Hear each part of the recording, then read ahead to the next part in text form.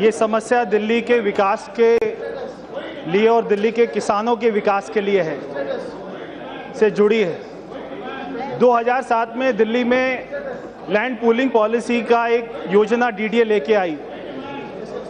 वो योजना में ये था कि जो दिल्ली के किसान हैं वो नोएडा और गुड़गांव की तरह अपनी ज़मीन पर फ्लैट बना सकते हैं। ये योजना आने से दिल्ली के किसानों की ज़मीन के दाम बढ़े, मगर मैं आपको ये कहना चाहता हूँ बड़े दुख के साथ कि दिल्ली सरकार ने 79 गांव का नोटिफिकेशन करना था, उनका अर्बनाइजेशन का नोटिफिकेशन करना था, जो अभी तक नहीं किया। उसके कारण दिल्ली के गांव का विकास नहीं हो पा रहा। दिल्ली के सरकार ने ये वायदा किया था चुनाव में कि हम ये गांव का विकास करेंगे ताकि यहाँ पर लैंड पूलिंग पॉलिसी आए, मगर अभी तक ये लैंड पूलिंग पॉलिसी नहीं आ पा रही है, जिससे दिल्ली में लाखों फ्लैट बनने थे। जो दिल्ली में अनऑथराइज्ड कॉलोनी की समस्या है, जो स्लम की समस्या है, वो ये लाखों फ्लैट बनने से खत्म हो सकती है। तो मैं दिल्ली के मुख्यमंत्री से ये अगर हमारे शहरी विकास मंत्री उनसे बात करें और दिल्ली का मुख्यमंत्री इसको जल्दी से गांव को शहरीकृत की घोषणा करे तो दिल्ली के गांव में विकास हो सकता है।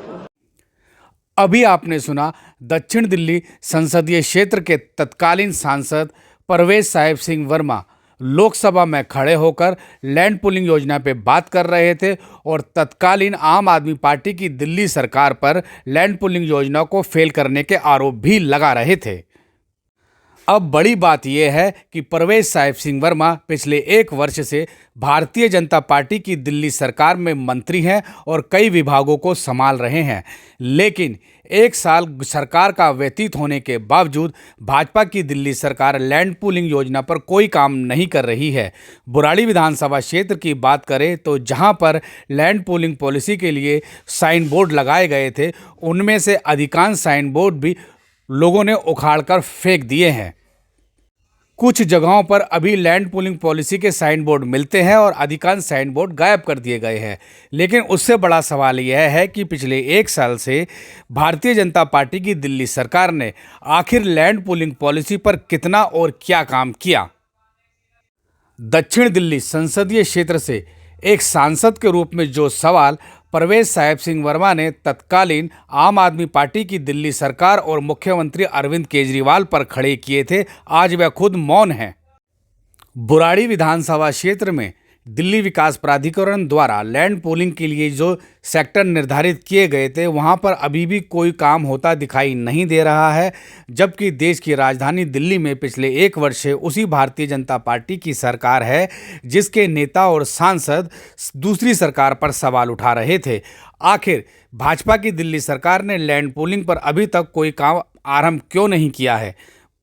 यह अपने आप में एक बड़ा सवाल है। बल्कि जिन इलाकों पर लैंड पूलिंग के नाम पर डीडीए ने तोड़फोड़ की गई थी, वहां पर आज भी इसी तरह से मलबे का ढेर लगा हुआ है और दिल्ली विकास प्राधिकरण के अधिकारी भी चुप्पी साधे हुए हैं।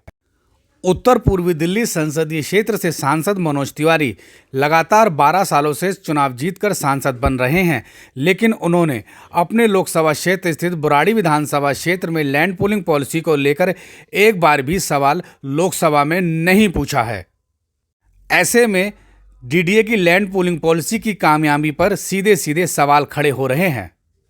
दक्षिण दिल्ली संसदीय क्षेत्र से भारतीय जनता पार्टी के मौजूदा सांसद रामवीर सिंह विधुड़ी ने लोकसभा में लैंड पूलिंग को लेकर के सवाल उठाया था, लेकिन इसके बावजूद भाजपा की दिल्ली सरकार के कान पर कोई जून नहीं रेंगी है और वहीं दिल्ली विकास प्राधिकरण के अधिकारियों का रवैया भी उपेक्षित बना हुआ है।